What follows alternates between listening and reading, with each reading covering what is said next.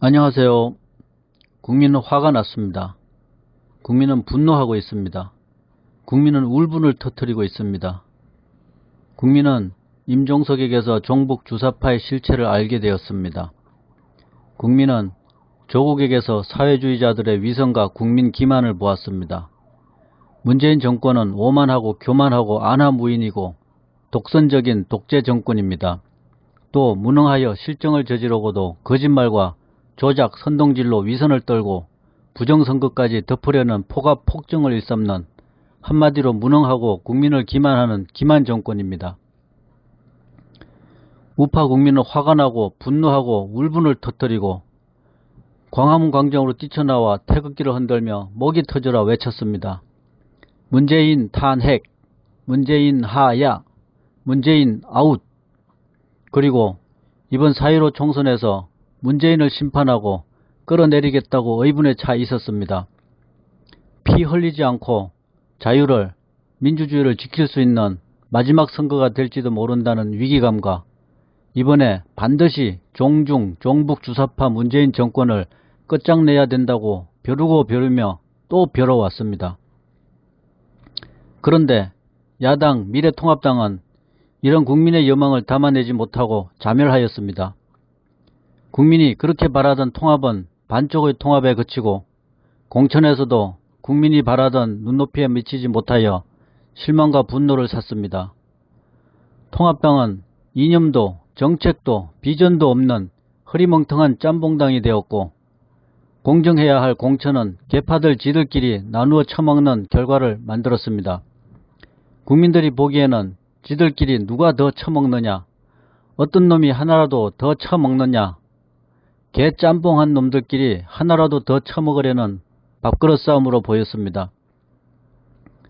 박근혜 대통령의 옥중 서신에서 거대 야당을 중심으로 태극기 세력도 뭉치라고 했는데 거대 야당은 태극기 세력의 통합 요구를 묵살했습니다. 수많은 국민들은 마음은 있지만 목구멍이 포득청이라 생활전선에 충실해야 하다 보니 광화문 광장으로 나오지 못하고 응원과 지원을 하였습니다. 이런 국민들과 시간을 내어 광장으로 나온 태극기 세력은 정말 애국심으로 똘똘 뭉친 애국국민입니다. 이런 애국국민들의 통합 요구를 묵살한 거대 야당 미래통합당은 정말 한심하기 짝이 없습니다. 이번 미래통합당과 미래한국당 공천은 칼쥐 놈들이 서로 자기 편 더 심으려는 싸움, 밥그릇 싸움, 그 이상도 이하도 아닙니다. 자기 맘대로 아무 지역에 갖다 내려 꽂기도 하고 말도 안 되는 경선을 시키고 못 받아들이겠다 반박하고 다른 후보를 지명하고 또 반발이 있으면 철회하고 지명하고 다시 경선도 하고 번복했다가 또 번복하고 이건 완전 엿장수 맘대로입니다. 이놈도 발표하고 저놈도 발표하고 이랬다가 저랬다가 서로 지가 잘났다고 서로 지가 더 힘이 세다고 싸우는 개판의 공천, 망국적 행태였습니다. 공천의 기준도 잣대도 룰도 없이 강행되는 힘겨루기, 이런 행태는 정말 구역질나는 정치꾼들의 패거리 싸움입니다. 이런 공천을 국민들이 즐겁게 받아들일 수 있겠습니까?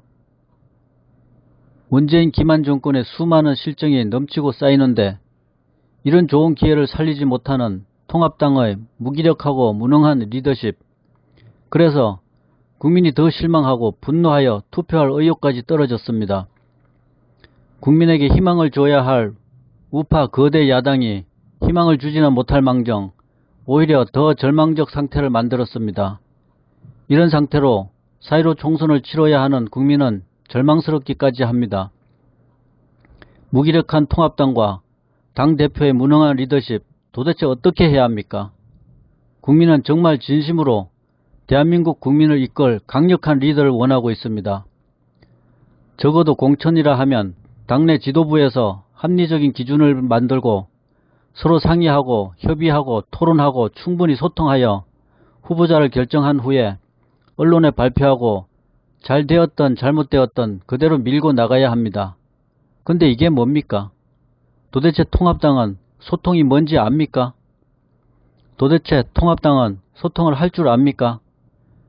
미래통합당 황교안 대표는 제발 소통 좀 하세요. 소통. 어이구.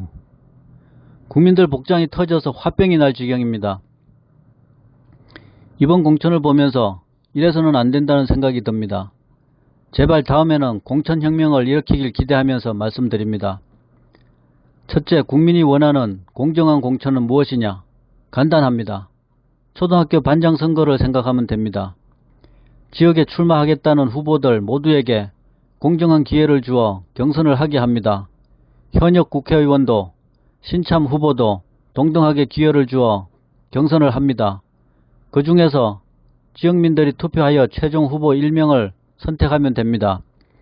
경선 과정에서 후보들의 능력을 검증할 수 있고 지역민들이 관심을 갖고 즐겁게 참여를 하므로 경선 자체가 작은 축제가 되고 선거는 전 국민의 즐거운 큰 축제가 될 수 있습니다.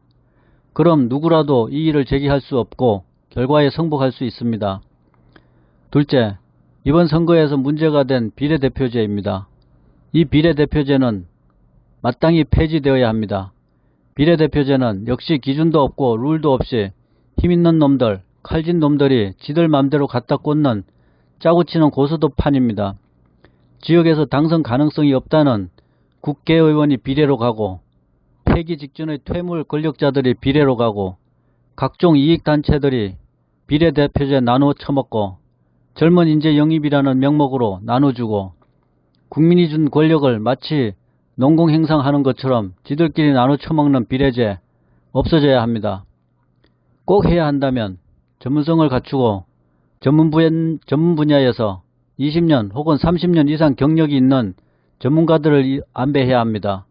다만 법조인, 관료 출신, 언론인은 배제해야 합니다. 이들은 지역구에서도 많이 나오는데 또 비례에 넣을 필요가 없습니다. 이런 공천혁명을 한다면 국민들이 기꺼이 즐거운 마음으로 투표를 할 수 있을 것입니다. 국민이 행복한 그날까지. 구독과 좋아요는 제게 힘이 됩니다. 감사합니다.